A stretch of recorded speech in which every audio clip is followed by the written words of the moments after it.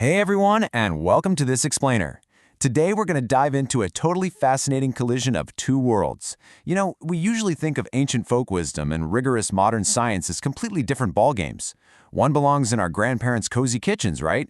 And the other is locked away in sterile labs filled with microscopes. But what happens when these two worlds actually crash into each other and team up? Well, that's exactly what we're going to unpack today, as we see how traditional, old-school remedies are literally stepping up to fight modern microscopic battles. I mean, it sounds kind of like science fiction or maybe just wishful thinking, right?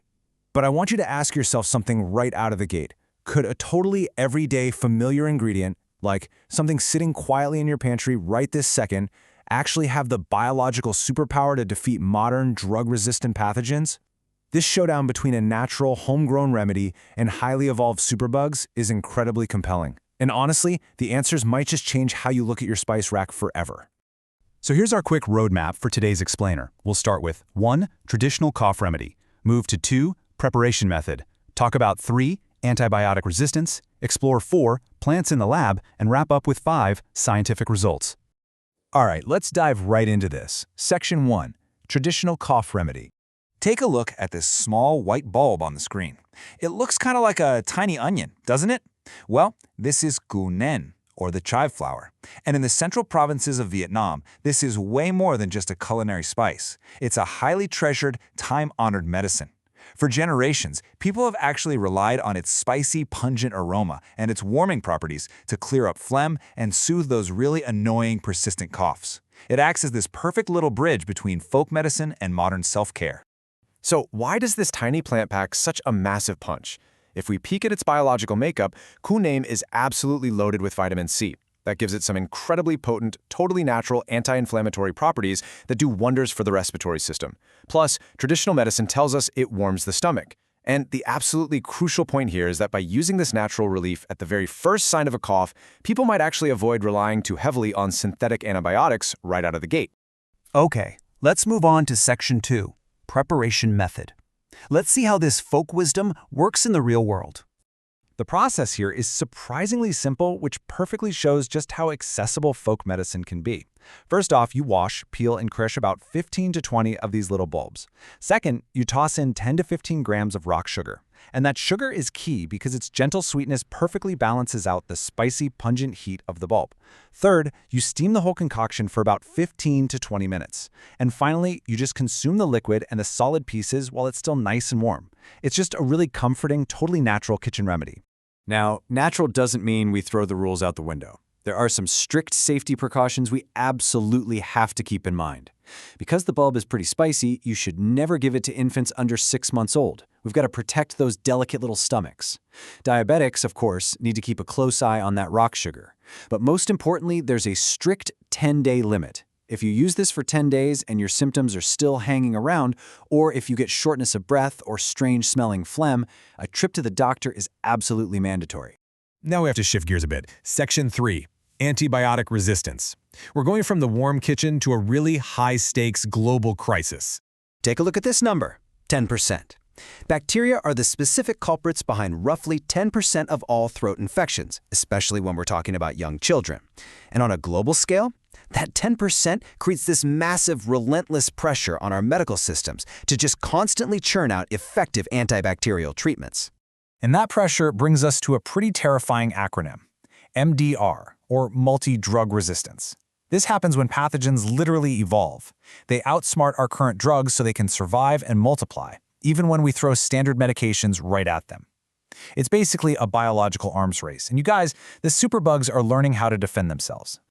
The sources point out a really important, hard truth about our current medical tools. Standard antibiotics, things like amoxicillin or azithromycin, they sometimes fail to wipe out the pathogen completely. Instead, they can inadvertently kill off the harmless, sensitive bacteria living in our bodies. And that creates a dangerous void. It's like leaving the front door wide open for those resistant superbugs to conquer, rise up, and spread without any natural competition in their way. On top of that, the prolonged use of synthetic antibiotics isn't just about resistance. It brings some seriously documented long-term side effects. Scientific reports highlight severe issues, like dangerous drops in blood potassium, drops in blood magnesium, and even the risk of heart arrhythmias. This right here is exactly why scientists across the globe are desperately scrambling for new, safer antibacterial agents. The lifespan of our current synthetics is for sure strictly limited. So let's take this to the trial phase. Section 4, plants in the lab. Enter Allium soropress. I know it sounds incredibly academic, right? But that is actually the formal scientific name for our humble kitchen spice, the cunane. In these super strict lab tests, scientists took cune, along with other traditional plants like cinnamon and holy basil, and dropped them directly onto petri dishes to face off against some of the absolute worst, most infamous throat pathogens known to medicine. Now, to understand how these plants actually fight back, we have to talk about phenols. Think of phenols kind of like a sci-fi force field for the plant. They are natural organic compounds that act like microscopic defense mechanisms, like tiny bullets, really. They help the plant defend against and actively neutralize bacterial attacks. The rule of thumb here is simple. The richer a plant is in phenols, the more devastating its natural antibacterial power is going to be. Okay, here's where it gets really good. Section 5, Scientific Results. Now, what's really fascinating about this next part is what those petri dishes actually revealed. When tested against the fierce bacteria Streptococcus pyogenes, the extract from our kitchen cunene created a massive 13mm inhibition zone. That is a 13mm ring where the bacteria simply could not survive. It trailed just barely behind another incredibly potent traditional plant, Hong Cheng, which scored a 14mm zone. I mean, these pathogens were literally stopped in their tracks by a kitchen extract. But what about an even more stubborn pathogen like Pseudomonas aeruginosa? Well, the results here are totally undeniable.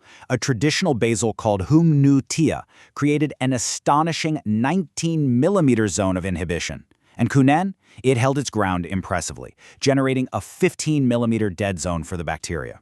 You know, these measurements aren't just numbers on a page. They are undeniable proof that these biological compounds pack a massive, scientifically measurable punch. So the absolutely crucial takeaway from this whole analysis is this amazing breakthrough conclusion. The plants used in traditional medicine aren't just simple little remedies you mix with sugar. They are an absolute treasure trove of phytochemicals. These ancient compounds hold immense potential to serve as the structural blueprints, the guiding molecules, really, for crafting an entirely new era of globally needed antibiotics to fight this resistance crisis. Which brings us to our final thought. As bacteria continue to evolve and outsmart our modern synthetic drugs, is it possible that the key to humanity's future health has actually been hiding in our past this whole time? It really leaves you amazed when you realize the profound scientific value and the untapped medical blueprints sitting quietly right now inside our own kitchen pantries. Thank you so much for joining me for this explainer. Keep learning, keep questioning, and I'll catch you next time.